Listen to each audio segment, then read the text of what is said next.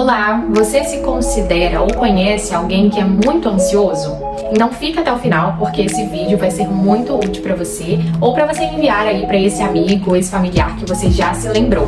E antes de tudo, já curte esse vídeo, se inscreva no canal e ative as notificações para que você seja informado sempre que um novo conteúdo aparecer por aqui. Então vamos lá!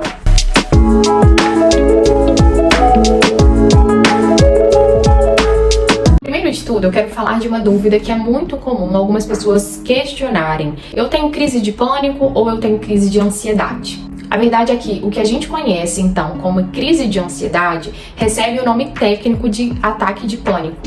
Mas se a gente for pensar na ansiedade em si, ela representa um sintoma que pode estar presente em diversos transtornos. Então vamos entender como que a ansiedade funciona? A ansiedade é uma emoção que inclusive é muito útil para nos sinalizar quando algo está errado, quando algo está diferente e que a gente precisa ter maior cuidado. O grande problema é quando esses sinais de alerta, eles são emitidos de forma desproporcional ao que nos é apresentado. Ou seja, quando nós entendemos que determinada situação nos traz um certo perigo e esse perigo não é real ou não é proporcional à forma que o meu corpo está reagindo a ele. Eu quero compartilhar aqui com você alguns conceitos que vão te ajudar a repensar como que de fato ocorre então esses episódios de ansiedade. Nós temos então o nosso sistema nervoso, o sistema nervoso autônomo, que é responsável basicamente pela manutenção e pelo funcionamento dos órgãos vitais involuntários. Então, por exemplo, para que o nosso coração, os nossos rins estejam em perfeito funcionamento, esse sistema precisa estar em ação. Além disso, ele é responsável também por avisar o nosso cérebro e todo o nosso corpo que algo está errado, quando algo está ameaçando o seu pleno funcionamento. Então, diante de uma situação ameaçadora, ele sinaliza todo o nosso corpo, ativando o sistema nervoso simpático. Só para ficar mais claro, vou aqui trazer algumas analogias. Entenda como esse sistema nervoso autônomo como sendo o vigia. Ele percebeu que há uma ameaça, que estamos em perigo, ele então ativa um alarme, que seria o sistema nervoso simpático. Então esse alarme é disparado, ou seja, o nosso corpo percebe que temos um perigo à vista e precisamos nos preparar para fugir ou para lutar. E é quando a gente começa a perceber esses sinais fisiológicos. Taquicardia, ou seja, a aceleração dos batimentos cardíacos, sudorese, começam a suar nossas mãos, pés, aceleração, começamos a nos comportar de maneira mais acelerada, os pensamentos mais acelerados, os nossos movimentos também são mais acelerados nesse momento. Ruborização facial, palpitação, são alguns sintomas da ansiedade. Então, o que vai proporcionar o equilíbrio do nosso corpo nesse momento será o nosso parasimpático, que quando entender que nós não estamos em perigo, o nosso corpo então passa a retornar ao seu funcionamento normal. Mas a ansiedade, ela não se resume somente a esses sinais fisiológicos. Ela está muito relacionada ao que pensamos, ou seja, a interpretação que damos aos eventos que nos acontecem. Por isso que a fórmula perfeita para prever a ansiedade é interpretar o pior cenário possível nas situações. Então, a compreensão da ansiedade, ela está relacionada a 4 níveis principais. Primeiro, a nível fisiológico, ou seja, o que eu estou percebendo no meu corpo, de irregular. Depois, a nível psicológico, o que eu penso sobre os eventos que estão acontecendo. Terceiro, como eu me comporto frente à ansiedade. E quarto, quais os gatilhos, ou seja, quais as situações que antecedem esses momentos em que eu me sinto mais ansiosa. Há um gatilho específico?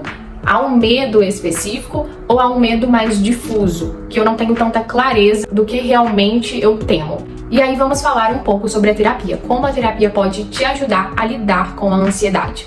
Lembra o que eu disse no início? A ansiedade é uma emoção, então nós não temos como excluir essa emoção. Essa emoção é importante para nos sinalizar algo, mas o que precisamos fazer é regular para que esses sinais de alerta não sejam emitidos desproporcionalmente em situações que não apresentam um perigo real ou situações em que reagimos de uma forma desproporcional, ou seja, não apresentam uma ameaça equivalente a como eu estou reagindo. E aí você pode se perguntar, por que atualmente as pessoas estão cada vez mais ansiosas? Isso se deve ao nosso cotidiano, que por si só apresentam ali situações muito estressoras, mas que muitas vezes fica difícil para o nosso cérebro identificar quando que realmente nós estamos correndo perigo. E é por isso que há esse desajuste, onde o meu corpo está preparado para reagir de tal forma, porém a situação está nesse nível, ou seja, não apresenta uma ameaça tamanha que eu precise reagir dessa forma. Então, em terapia, nós iremos trabalhar esses fatores que estão relacionados ao desencadeamento de situações mais ansiogênicas.